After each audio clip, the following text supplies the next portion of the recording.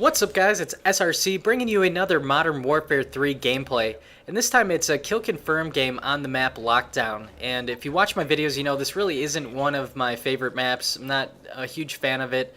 I just kind of don't really like the way that it flows typically with all the buildings and things. I don't know, it's just really not one of my favorites.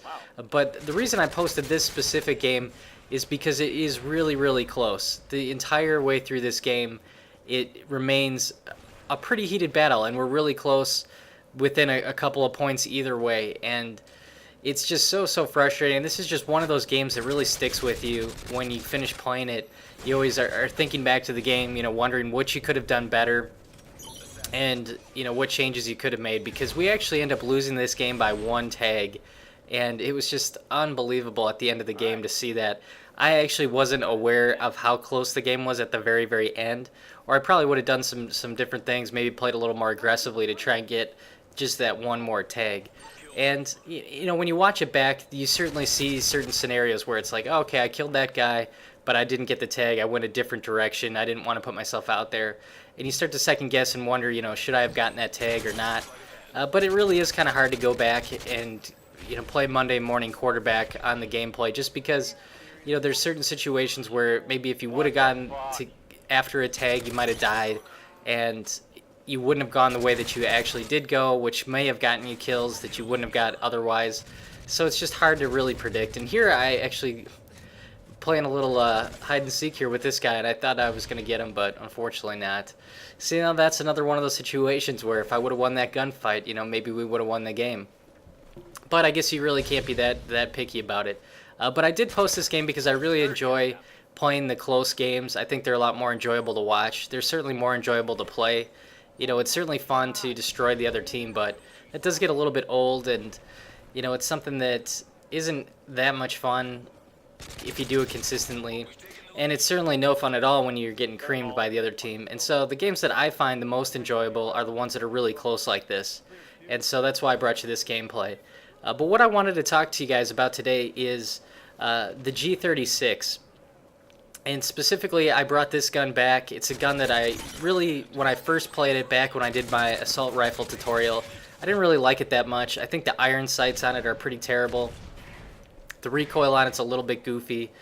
The reload seems really slow if you're not using sleight of hand, although it is a pretty cool animation. I don't know, it just seemed like a pretty average gun.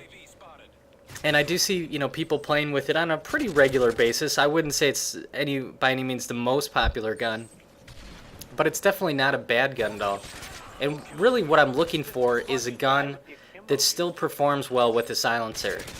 And that's something that I've kind of struggled with lately, is trying to figure out if I should use a silenced weapon or not, because you really have a huge advantage if you can stay off of that radar. And when you're running like a specialist package, which is what I usually like to run lately, obviously Assassin's going to be in there somewhere, whether it's one of your first perks that you start with, or if it's one of your first specialist bonuses, or when you get all your perks, obviously then you'll have Assassin. So when you combine Assassin with a silencer, it's really powerful, and there's no doubt about it that you do get certain gunfights, certain kills that you'll notice throughout the game that you wouldn't have gotten if you didn't have that, because sometimes you can flank an enemy team and you can literally be walking right up next to them and start shooting people in the back, and they won't even bother to turn around because they might have an advanced UAV up or something along those lines. On the flip side of that, though, there's a lot of gunfights that you get into that you don't win because you have a silencer. It feels like the reduced damage at range that you get can really cost you some kills in certain situations where you may only have a small window on the enemy, you know, if they're running across the street or from door to door, and you can only get a few shots on them, or, you know, if they're ducking behind cover, you might feel like you're putting quite a few shots in them, but not actually getting the kill. And there's definitely scenarios where when I play without the silencer, I feel like I can just beast with some guns, especially like a PP90 or an MP7.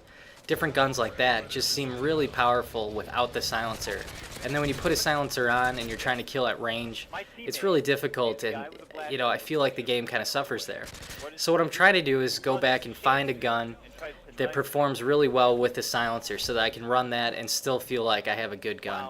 And the G36 is a pretty good weapon. I do kind of like it with the silencer. It does feel like it maintains a fair amount of its damage, as opposed to some other guns that, you know, it's not quite as good. Like the ACR is one that, I mean, I really like the ACR, but it feels like the silencer really does damage that gun. I mean, if you have an ACR with a silencer versus an ACR without a silencer, the one without the silencer is going to win almost every gunfight, especially at any kind of range. And so, you know, I'm not really sure, but I think the G36 is a good one for that purpose. The thing with the G36 though is that, you know, like I said, the iron sights are really bad on it, so you almost have to run an attachment with a red dot. I just can't get used to that giant clunky iron sight on it. And so then you're not having the kick proficiency, you're not getting your extended mags, which are both kind of a disadvantage with this gun.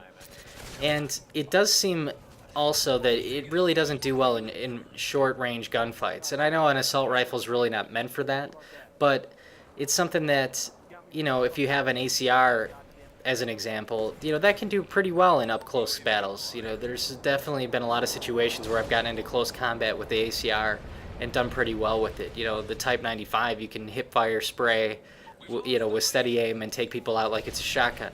The G36 though, it just really seems kind of slow to aim down sight, slow and kind of clunky, kind of heavy, and it just feels like you really don't want to be putting yourself in short range gunfights just like that there, and no match at all for the FMG9s at, you know, 5 feet away.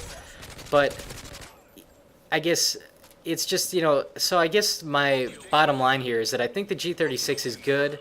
It's, you know, a pretty decent solid weapon, but it definitely has its disadvantages. And you can see that just the way I'm playing this game, you know, other than the fact that I don't like the map, and so I don't really you know, have a set route that I usually take on it, but I just try to keep my gunfights at range, and I really don't like rushing with the G36. And ideally, my kind of game style that I like to follow is more of a rushing type. You know, I definitely enjoy pushing into spawns, pushing flags that we don't have, pushing the other side of the map.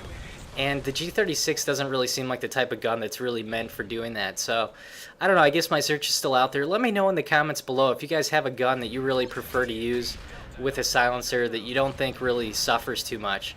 You know, I know the ACR is probably the most popular. I do use the SCAR. That's probably my go-to silenced weapon.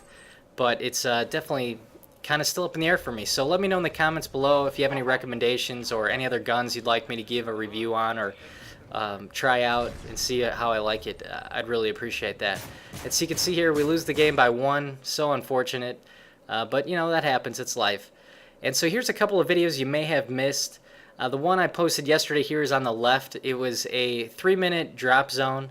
Actually, I think it was slightly under 3 minutes, where we win a drop zone match. And I just made that video really to talk about the Green Bay Packers season. I'm a huge Packers fan, and unfortunately their season is over now. And the video on the right is my MOAB video with the MP5, which is a gun I really haven't used much at all, but the first night I played with it, I got my first MOAB. So check that out if you haven't seen it. And if you're new to my channel, you can certainly click the link below to subscribe. I do bring Modern Warfare 3 videos every single day. Other than that, thanks for watching, guys, and I will see you in the game.